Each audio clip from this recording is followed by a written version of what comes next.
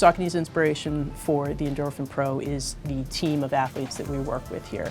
The Jared Wards, the Molly Huddles, the Parker Stinsons, the Lindsay Corbins, all the way up and down the team. We have a great fleet of athletes, and we wanted to make the best race shoe for them and the shoe that would be the most confidence building for them going into their big races.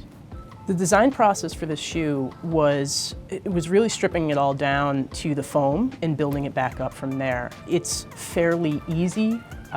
When I say easy, it's a relative term, but it's easy enough to make a racing upper these days.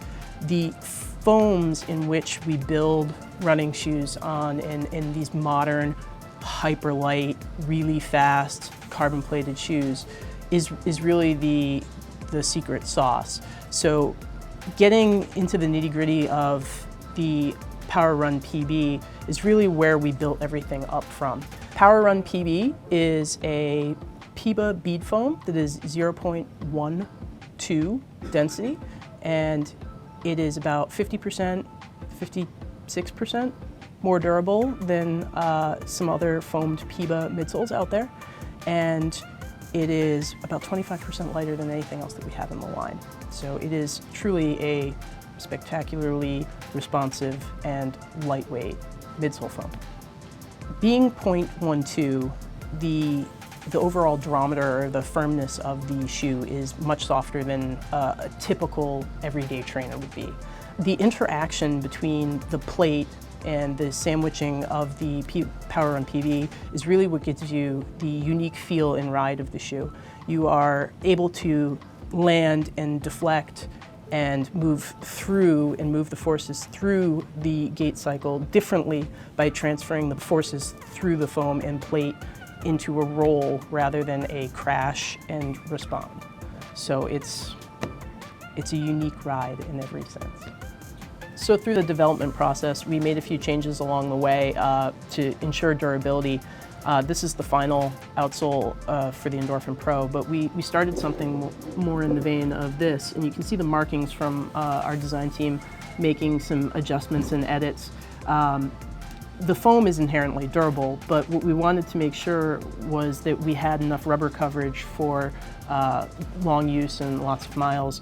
You know, Jared and Parker put hundreds of miles on the early prototypes of the shoe, and we saw great results, but rubber wear was one of the things that we really wanted to make sure that we took into consideration and took seriously. So we added a strip of rubber all the way around the outside of the platform, as well as beefed up this back portion here so that if you are heel landing, we wanted to make sure that you had a nice sturdy amount of rubber back there for wear so that you can get upward of 300, 400, 500 miles is actually a pair I have somewhere behind me right now. So if you want to put some miles on this shoe, you can, and confidently.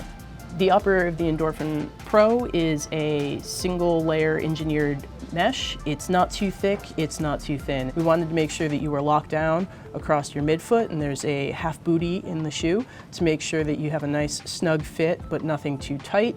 And the back has a little bit of support and a little bit of foam, but nothing too much. We wanted to make sure that you had what you needed and nothing you didn't. The fit is not too narrow in regards to some of our competition. It's not a Triumph either. We didn't want to make a Triumph here. We wanted to make something a little bit more race ready and a little bit more race day, but not go so thin that you wouldn't feel comfortable wearing it for more than a half marathon. The target for the Endorphin Pro, as far as weights and specs, was around 7 ounces. We didn't want to go too much under 7. We could get it in the 6 range, but we thought that we were compromising too much in the integrity of the shoe to really strip it down that much. So, and the athlete feedback was at 7, it was around 7, it was a good place and a happy ending spot for the overall weight and cadence of the shoe. So the stance of this shoe ended up at an 8mm offset. We had initially started it as a 4mm offset and built it almost out of the Canvara line. And the reason we moved away from that is with the speed roll and the position of the plate, we actually found that you were kind of running up and over the roll of the toe. And again, finding the right balance and putting the hips in the right position to activate and push forward and keep momentum rolling, an 8mm offset really offered more in that regard to move momentum. The specs are within tolerance and happily are approved by the World Athletics ruling. The heel height is 36.5, so you can go out and race in these with confidence that you are not breaking any rules.